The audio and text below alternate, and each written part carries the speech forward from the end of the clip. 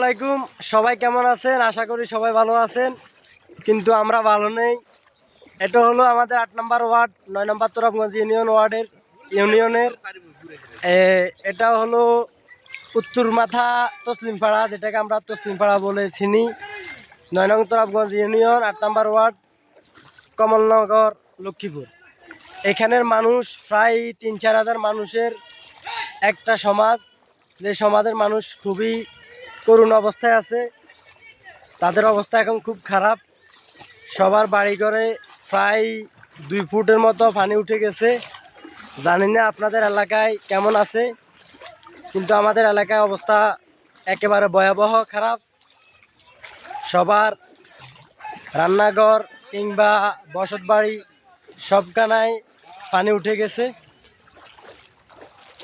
এ হলো দেখেন সবার কেমন অবস্থা। এই যে দেখেন, এই যে বাড়ি, এই যে দেখেন সবার বসত বাড়ি কিংবা রান্নাঘর সবখানেই পানি উঠে গেছে। তাদের জীবন চলাচল খুবই ভয়াবহ অবস্থা এখন।